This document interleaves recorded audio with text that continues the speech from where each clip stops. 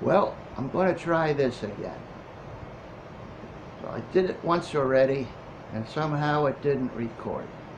We'll see what goes on. This is another story about Boy Scout camp. I don't mean to be boring you with a bunch of Boy Scout camp stories when I was a kid, but they're all coming to mind now, and if I don't get them recorded, I may forget them to do at a later date. This is the story about the horse that didn't want to get buried. This is 1962 at Camp Siwanoy, Boy Scout camp. One of the activity areas they have at the camp was a riding stable. They had horses. They had about 12 horses.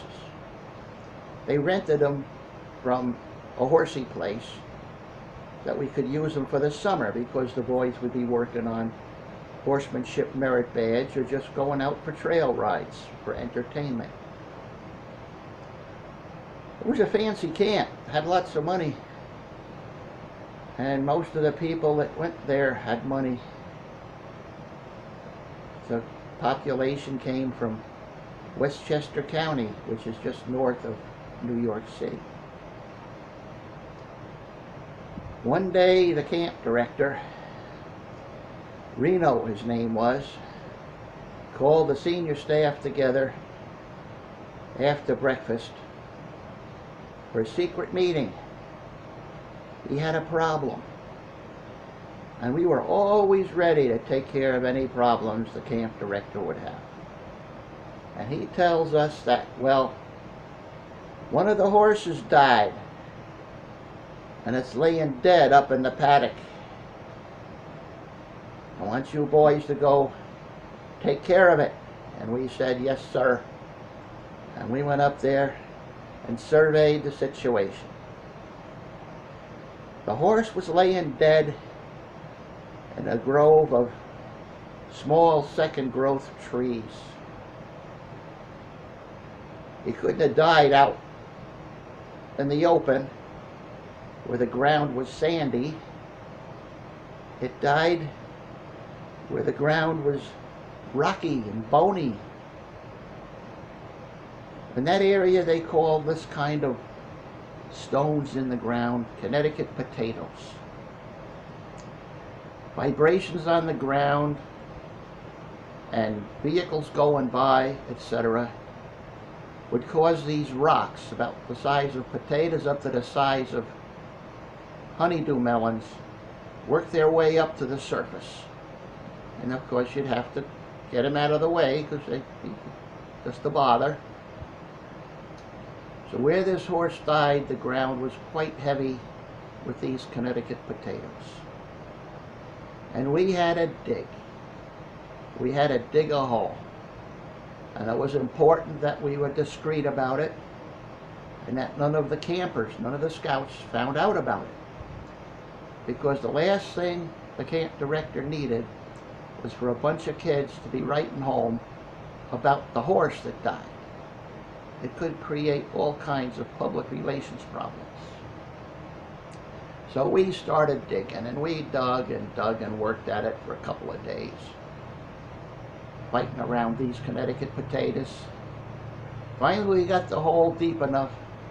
We thought it was deep enough. So okay, let's push the horse into the hole. Well, when you're dealing with a 1,200-pound dead horse, you can push on it all you want. You're not going to move it. So we say, what are we going to do? We got to get this horse into the hole. Well, I had, at that time, a 1951 Buick four-door sedan. Straight 8-cylinder engine, standard shift. And I said, well, why don't we get the rope around the horse over the top of it and run it through a pulley on a tree on the far side and run the rope back to my car, and I'll see if I can't pull that horse into the hole. And they said, well, let's give it a try. So we worked the rope with a stick, pushed it under the horse. wrapped it around so that the rope was pulling on the top side of the body.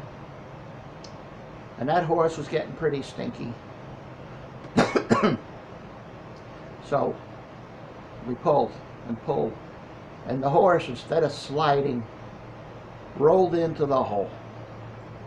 And he rolled into the hole upside down. So his back was down in the bottom of the hole, and his legs were sticking up in the air. And we said, what are we going to do? Because the legs were sticking way above ground level.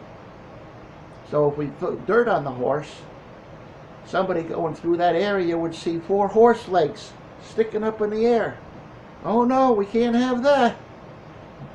We went and got some axes, and we chopped the legs off, and chopped and chopped and chopped, and whoo, what a stink. And we got the legs off, and we threw them in the hole. And then we proceeded to bury the horse. Phew, we got that done, and no campers saw it. What a relief. The boss was pleased. Come to find out, several years later, I was talking with the camp ranger. Told him the story about the horse we had to bury. And he said, what did you do that for? You could have got money for that. And we said, what? Money for a dead horse? And he says, yeah. You call the rendering plant. And they'll come with a truck and a winch and a cable, and they'll haul that horse away. And they'll turn it into fertilizer. And they'll give you money for it. Oh my gosh.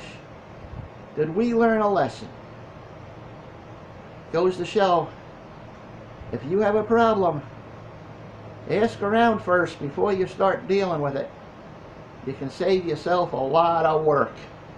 But in the long run, it was fun, and it was interesting, and it's one of the few memories I have. So long.